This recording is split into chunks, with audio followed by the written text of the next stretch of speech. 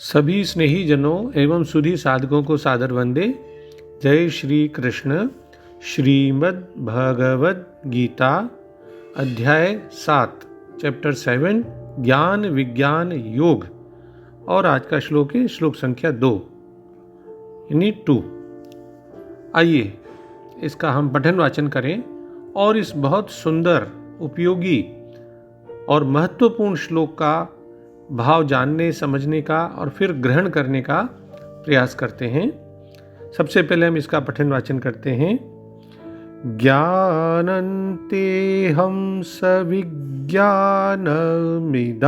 वक्ष्याम्य शेषतः यज्ज्ञात्वा नेह भूयोऽन्यज् ज्ञातव्यमवशिष्यते। इसका सरल शाब्दिक अर्थ इस प्रकार है। भगवान अर्जुन को कहते हैं कि मैं तेरे लिए इस विज्ञान सहित तत्व ज्ञान को संपूर्णतया कहूँगा, जिसको जानकर संसार में फिर और कुछ भी जानने योग्य शेष नहीं रह जाता। यानी I shall unfold to you in its entirety this wisdom, knowledge of God in His absolute formless aspect, along with the knowledge of the qualified aspect of God, both with form and without form, having known which nothing else remains yet to be known in this world। तो इस श्लोक में भगवान विज्ञान सहित ज्ञान का वर्णन करने के लिए एक तरह का वचन देते हैं, प्रतिज्ञा करते हैं और उसकी प्रशंसा भी करते हैं। तो सबसे पहले हम पदच्छेद के माध्यम से संस्कृत शब्दों का हिंदी अर्थ देख लें। अहम यानी मैं, तेरे लिए, इदम इस, सविज्ञानम विज्ञान सहित, ज्ञानम तत्व ज्ञान को, अशेषतः संपूर्णतया यानी कंप्लीटली, वक्ष्यामि कहूँगा, यत जिसको, ज्ञात्वा जानकर, इह संसार में, भू यह फिर, अन्यत और कुछ भी, ज्ञातव्यम जानने योग्य, न अवशिष्यते शेष यानी बाकी नहीं रह जाता। तो सबसे पहले आदि शंकराचार्य जी के शब्दों में इसका भाव देख लें कि वही यानी यह अपने स्वरूप का ज्ञान मैं तुझे यानी अर्जुन को विज्ञान के सहित अर्थात अपने अनुभव के सहित और निःशेषतः यानी संपूर्णता से कहूँगा, कंप्लीटली कहूँगा, कुछ भी बाकी नहीं छोड़ूंगा। यानी भगवान जिस ज्ञान का वर्णन करने जा रहे हैं उसी ज्ञान की स्तुति भी करते हैं, उसका महत्व भी बताते हैं, इसलिए प्रशंसा भी करते हैं कि भाई उस ज्ञान को जान लेने पर फिर कुछ भी जानना शेष नहीं रहता, बाकी नहीं बचता। यानी जो मेरे तत्व को जानने वाला है वह सर्वज्ञ हो जाता है। तो ये एक तरह से उस ज्ञान की प्रशंसा करिए। अतः यह ज्ञान अति उत्तम फल वाला होने के कारण दुर्लभ है, ये भाव है। श्री शंकराचार्य जी के अनुसार शास्त्रोक्त पदार्थों का परिज्ञान तो ज्ञान है और शास्त्र से ज्ञात उस तत्व का यथार्थ रूप में अपने आप को अनुभव हो जाना वो विज्ञान है।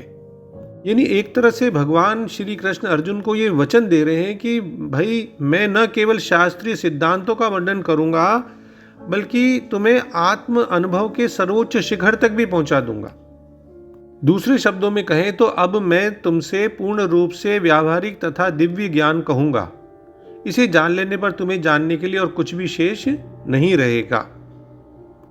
और भाव बहुत स्पष्ट है, बात सही है भगवान की कि जब समस्त कारणों के भी कारण का पता चल जाता है ना, तो सभी ज्ञेय वस्तुएं ज्ञात हो जाती हैं हमें, और फिर हमें कुछ भी, हमारे लिए कुछ भी अज्ञेय नहीं रह जाता। मुंडक उपनिषद 1.3 में भी कहा गया है, कस्मिन् भगवो विज्ञाते सर्वमिदं विज्ञातम भवति। तो यहां भगवान अर्जुन को कह रहे हैं कि भाई अर्जुन, अब मैं विज्ञान सहित ज्ञान को कहूंगा, तुम्हें कहूंगा और मैं खुद कहूंगा, और वो भी संपूर्णता से कहूंगा। यानी भाव ये है कि भाई बहुत सारे आदमी बहुत सारे सोर्सेज से भगवान के बारे में सुनते हैं, शास्त्रों से, गुरु परंपराओं से, गुरु से उनके भगवान के स्वरूप के बारे में सुनते हैं, लाभ भी उठाते हैं। पर यहाँ तो मैं तुम्हें स्वयं कह रहा हूँ। स्वयं कौन कह रहे हैं? जो समग्र परमात्मा है वो स्वयं कह रहे हैं। कि मैं स्वयं मेरे स्वरूप का जैसा वर्णन कर सकता हूं वैसा तो दूसरे नहीं कर सकते ना। देखिए, अगर कोई आदमी अपनी बायोग्राफी लिखता है तो वो स्वयं अपने बारे में खुद जैसा जानता है वैसा कोई दूसरा जान नहीं सकता। तो जैसा वह वर्णन करेगा और लिखेगा वैसा तो कोई दूसरा अपनी स्वयं की बायोग्राफी में लिख नहीं सकता। वो तो सुनकर के विचार करके लिखेगा। तो दूसरे आदमी तो सुनकर और अपनी बुद्धि के अनुसार विचार करके ही कहते हैं। तो यहाँ भगवान कह रहे हैं कि मैं मेरे स्वरूप का जैसा वर्णन कर रहा हूँ दूसरा थोड़ी कर सकते हैं, वो करूंगा और संपूर्णता से तुम्हें कहूंगा। भगवान कहते हैं अशेषतः कहूंगा, यानी उसका तात्पर्य हमें समझना चाहिए, यानी मैं तत्व से कहूंगा। और तत्व से कहने के बाद तो फिर कहना जानना कुछ भी बाकी नहीं रहेगा। भगवान का जो प्रभाव है, जो भगवान की विभूतियां हैं, भगवान का जो ऐश्वर्य है, उसका तो अंत ही नहीं है। जब अंत ही नहीं है तब उसको जानना मनुष्य की बुद्धि के तो बाहर की बात है। लेकिन जो वास्तविक तत्व है उसको तो मनुष्य आसानी से समझ सकते हैं ना। सोने के तो न जाने कितने गहने होते हैं, असंख्य, अनगिनत। इनको तो सबको मनुष्य जान नहीं सकता कि दुनिया में कितने प्रकार के गहने, कितनी वेराइटीज हैं। अब उनका तो कोई अंत नहीं है। लेकिन अगर वो ये जान ले कि उन सब गहनों में तत्व से एक सोना ही है, ऐसा अगर वो जान लेता है तो वो मतलब ये समझ सकता है कि सभी में वो एक ही तत्व है। ऐसे ही परमात्मा की संपूर्ण विभूतियों और सामर्थ्य को कोई जान नहीं सकता, लेकिन उनमें सब में तत्व से एक परमात्मा ही है, इसको तो मनुष्य जान सकता है ना। तो परमात्मा को तत्व से जानने पर उसकी समझ तत्व से परिपूर्ण हो जाती है, फिर बाकी रहता ही नहीं कुछ जानने समझने के लिए। परमात्म तत्व को जानने के लिए ज्ञान योग में तो जानकारी की यानी जानने की मुख्यता प्रधानता रहती है, और भक्ति योग में मान्यता की यानी मानने की मुख्यता या प्रधानता रहती है।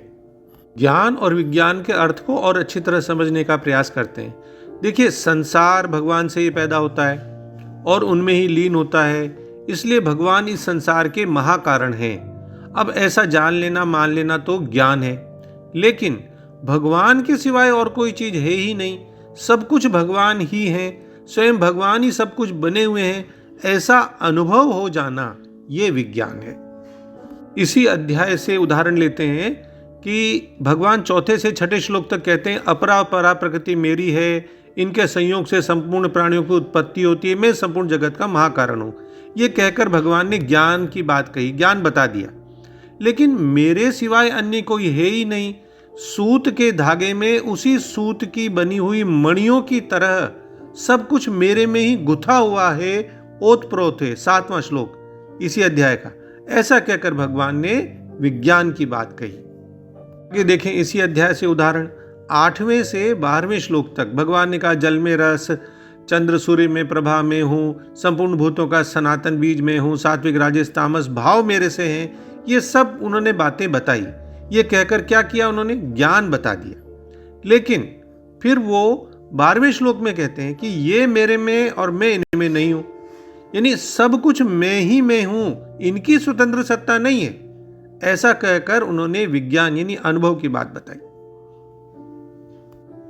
आगे इसी अध्याय में 13वें से 18वें श्लोक तक उन्होंने भक्तों की बात बताई कि ये सभी उदार हैं, पर ज्ञानी अर्थात प्रेमी मेरे को अत्यंत प्रिय है, मेरी आत्मा ही है। ये सब कहकर उन्होंने ज्ञान बताया। लेकिन जिसको सब कुछ वासुदेव ही है ऐसा अनुभव हो जाता है, वह महात्मा अत्यंत दुर्लभ है। 19वां श्लोक इसी अध्याय का।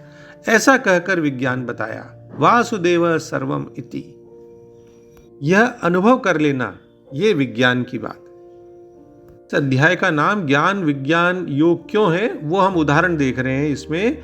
और आगे देखें तो 20वें से 28वें श्लोक तक भगवान कहते हैं कि जो एक निश्चय करके मेरे भजन में लग जाता है उनके पाप नष्ट हो जाते हैं, वे निर्द्वंद हो जाते हैं। तो ऐसा कहकर उन्होंने ज्ञान की बात कही।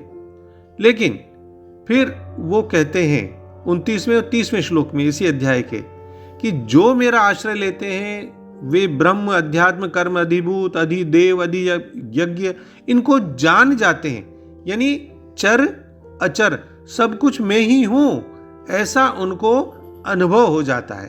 तो ऐसा कहकर उन्होंने विज्ञान बताया। तो अब दूसरी पंक्ति देखें, यश ज्ञात्वा नेह भूयोन्य यानी विज्ञान सहित ज्ञान को जानने के बाद जानना बाकी नहीं रहता। मतलब यह है कि मेरे सिवाय संसार का मूल दूसरा कोई नहीं है, केवल मैं ही हूं, मत्तः परतरम, जैसा अभी हम 7वें में देखेंगे। और तत्व से सब कुछ वासुदेव ही है, वासुदेव सर्वम, 19वां श्लोक। तो और कोई है ही नहीं, ऐसा अगर कोई जान लेगा तो फिर जानना बाकी कैसे रहेगा, क्योंकि इसके सिवाय तो दूसरा कुछ जानने योग्य है ही नहीं। संक्षेप में कहें तो परा तथा अपरा प्रकृति की स्वतंत्र सत्ता नहीं है, यह तो हुआ ज्ञान। और परा अपरा सब कुछ भगवान ही हैं, यह हुआ विज्ञान। तो और सरल शब्दों में इस पूरे श्लोक का भाव इस प्रकार हुआ कि भगवान कहते हैं अर्जुन से, अब मैं तुम्हारे समक्ष उस ज्ञान और विज्ञान को पूर्णतः प्रकट करूंगा जिसको जान लेने पर इस संसार में तुम्हारे जानने के लिए और कुछ भी बाकी नहीं रहेगा। अगर ज्ञान विज्ञान की हम मोटे तौर से परिभाषा देखें तो इंद्रियों, मन और बुद्धि से अर्जित जानकारी वो तो है ज्ञान, और आध्यात्मिक अभ्यास के परिणाम स्वरूप अपने अंतःकरण में प्राप्त ज्ञान को विज्ञान कहा जाता है। देखिए, विज्ञान बौद्धिक ज्ञान नहीं है, बौद्धिक ज्ञान नहीं है, क्योंकि इसकी प्रतीति या प्रत्यक्ष अनुभव से होती है। जैसे हम लोग किसी बोतल में देखें कि इसमें बहुत मीठा शहद भरा हुआ है, बहुत अच्छा शहद भरा हुआ है, अब सुनी सुनाई बात किसी ने कह दी तो ये हमें एक थ्योरेटिकल नॉलेज मिल गई उस शहद के बारे में, ये हुआ सैद्धांतिक ज्ञान, ज्ञान हो गया, जानकारी होगी। लेकिन अगर हम बोतल खोल करके भी शहद को चखते हैं तब उसकी जो मिठास है, गंध है, उन सब का हमको प्रत्यक्ष अनुभव होता है। ठीक इसी तरह गुरु से, शास्त्रों से, इनसे प्राप्त जो सैद्धांतिक जानकारी है, थ्योरेटिकल नॉलेज है, वो है ज्ञान। और जब हम उस ज्ञान के अनुसार साधना का अभ्यास करते हैं, अपने मन को शुद्ध करते हैं, और तब हमारे भीतर अनुभूति के रूप में जो प्रकाशित होता है ज्ञान, वो है विज्ञान। इसी बात को हम रोचक किस्से से बहुत अच्छी तरह समझ सकते हैं कि जब वेद व्यास जी ने श्रीमद् भागवतम लिखने का निर्णय लिया तब उसमें प्रकृति, भगवान की महिमा और भक्ति के विषय का वर्णन करने के लिए वे ज्ञान को ही आधार मानने में संतुष्ट नहीं थे। 1.7.4 में आता है कि भक्ति योग द्वारा वेद व्यास जी ने लौकिक भावना से रहित होकर अपने मन को पूर्णतया एकाग्र और निर्मल करके फिर भगवान और उनकी बाहरी शक्ति माया के पूर्ण दर्शन प्राप्त किए। तब ऐसी अनुभूति से युक्त होकर उन्होंने भागवत की रचना की।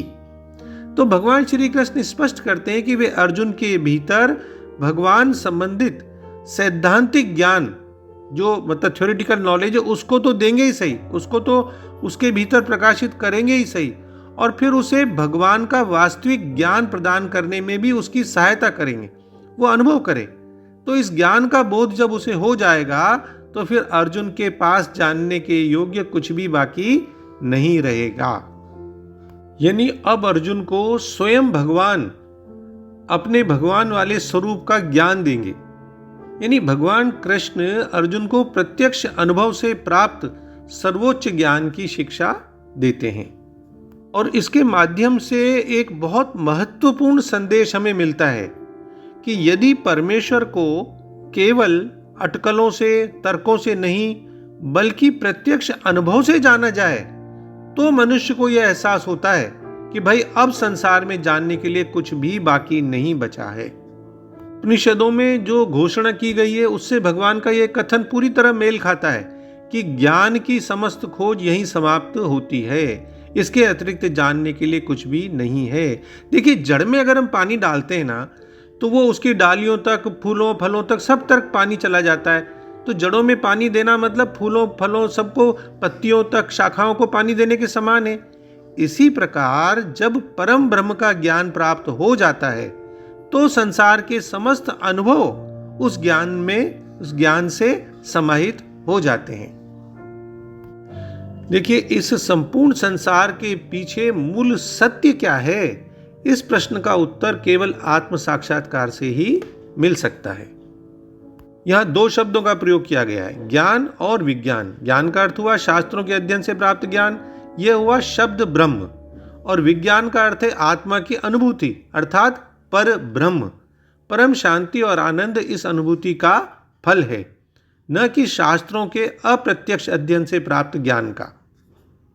इस संदर्भ में हम भगवत गीता के 2 और श्लोकों को भी देख सकते हैं, 9वें अध्याय के पहले और 18वें अध्याय के 20। जैसे 9वें अध्याय के पहले श्लोक में भगवान ने कहा कि जो द्वेष और संदेह से मुक्त हो तुम, मैं तुम्हें यह सबसे गहरा रहस्य प्रकट करूंगा, ज्ञान और अनुभव का संयोजन, जिसे जानकर तुम समस्त बुराई से मुक्त हो जाओगे। अंत में हम डॉक्टर राधा कृष्णन जी के सरल शब्दों में इसका भाव पुनः देख लें। भगवान कहते हैं अर्जुन से कि मैं तुझे यह सारा ज्ञान विज्ञान सहित पूरी तरह से बतलाऊंगा, जिसे जान लेने के बाद जानने को और कुछ भी शेष नहीं बचेगा। जय श्री कृष्ण। ओम श्री कृष्णार्पणमस्तु।